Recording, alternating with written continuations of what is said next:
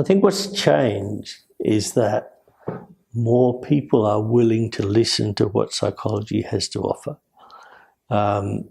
When I started, people mostly said, "Oh, you're a psychologist, don't psychoanalyze me." That was a kind of standard comment. You probably still get that standard comment. But then they didn't really know anything else about psychology. And that was certainly true of policymakers. Psychology just has so much to offer.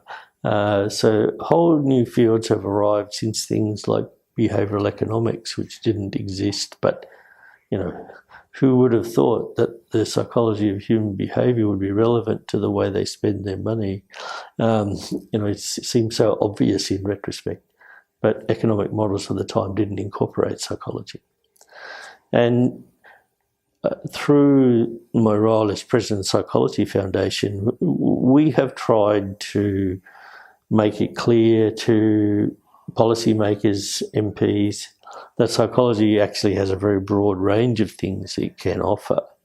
When we started this, which was, I guess, late 90s, most MPs knew nothing about what psychology could contribute and thought that all you needed to do was ask an economist about a policy and that would tell you whether it added up. And added up really meant the economic bottom line.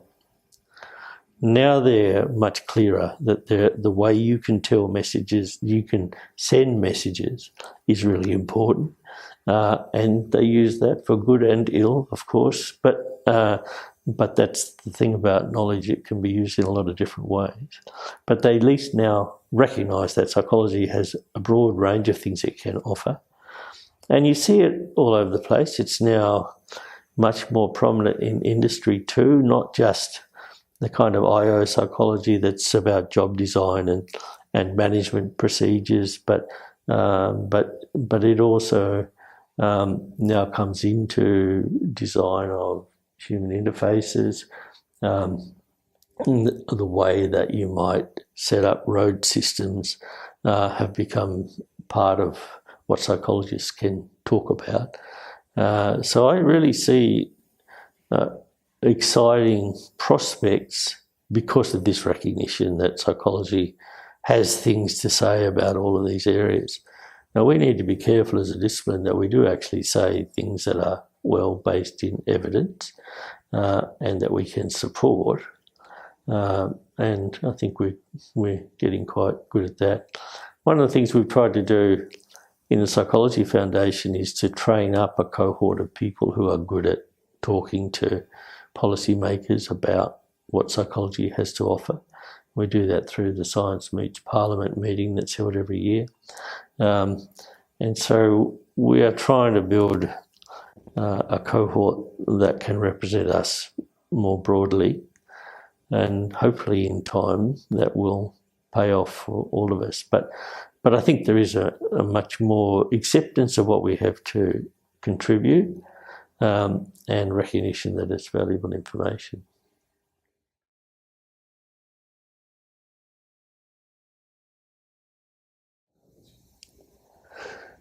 Look, there are many directions in which psychology will contribute because of its hub science nature. It interacts with all of the other sciences, and the contribution is different in each of these things. But the thing that's looming on the horizon is cognitive neuroscience and much greater understanding of brain function.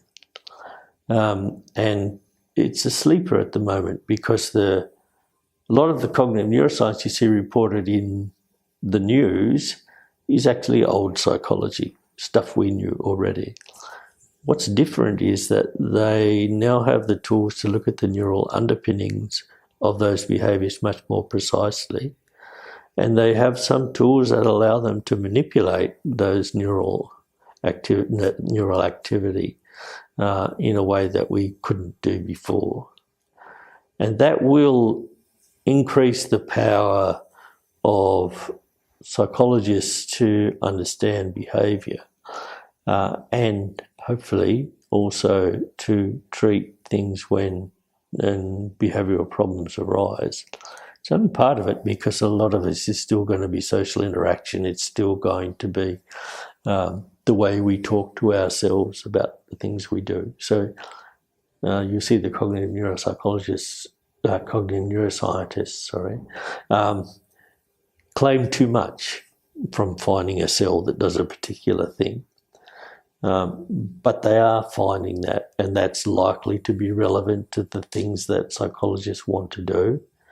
And it means that we will, as a discipline, need to be sure we learn that stuff.